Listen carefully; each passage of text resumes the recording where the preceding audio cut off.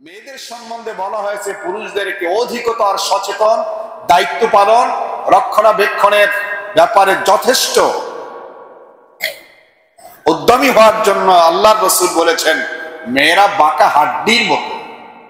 এটা আপেক্ষিক কথা। তাদেরকে তাদের জায়গায় রেখে উপকৃত হতে হবে।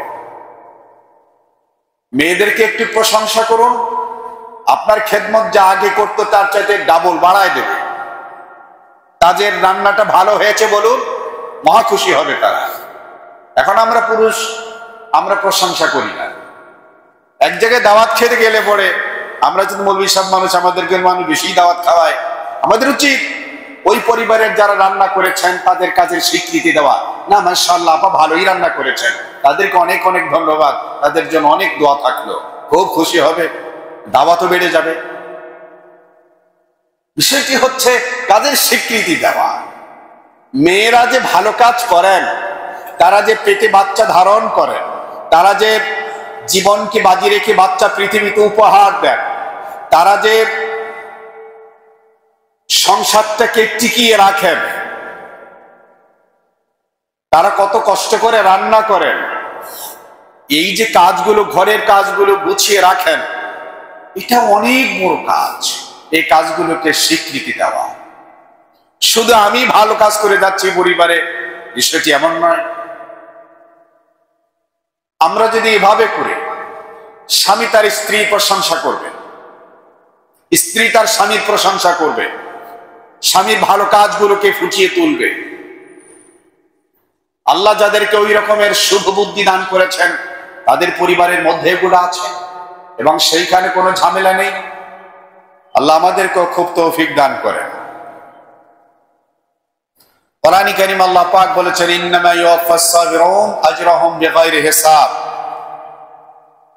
যারা ধৈর্যশীল আল্লাহ তাআলা তাদেরকে অফুরন্ত নেকি দান করেন, অফুরন্ত কল্যাণ দান করেন।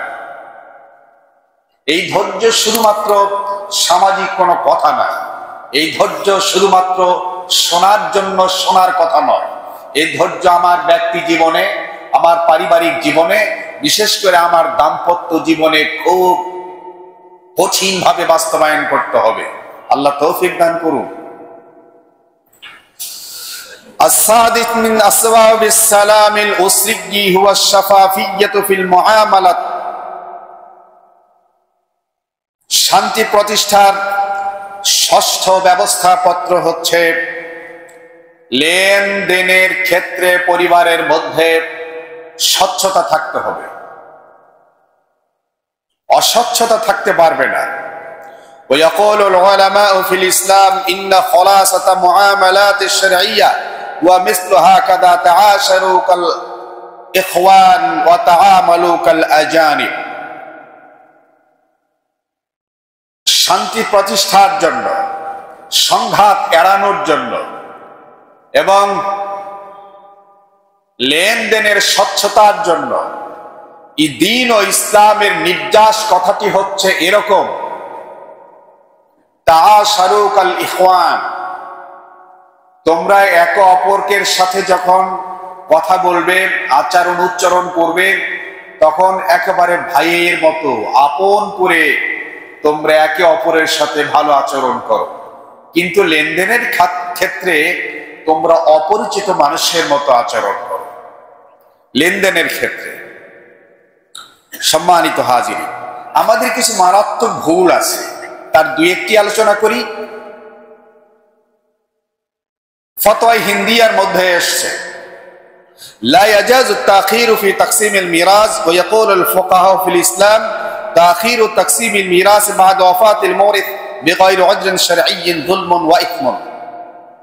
আল্লাহ কোরআন শরীফের মধ্যে বলেছেন ইউসিকুমুল্লাহু লিযযাকারি মিসলু হাদ্দিল উনসায়াইন। সূরা নিসার 11 নং আয়াতে আল্লাহ পাক বলেছেন তোমাদের উত্তর অধিকার আইন আমি আল্লাহ পাক দিয়েছি, এজন্য কারো কাছে ধার করতে হবে না। ছেলে কতটুকু পাবে, মেয়ে কতটুকু পাবে, গৃহকর্তা যখন মরে যাবে তার পরিত্যাজ্য সম্পদের কে কতটুকু পাবে, এটা আমি ভাগ করে দিয়েছি বিস্তারিত, এটা দিয়ে দাও। একজন মানুষ যখন মরে গেল,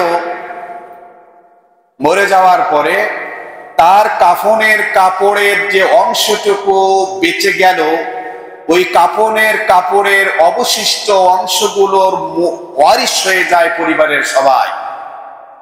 এইটা এককভাবে কেউ ব্যয় করতে পারবে না, এককভাবে কেউ ব্যবহার করতে পারবে না, এককভাবে কেউ দান করতে পারবে না।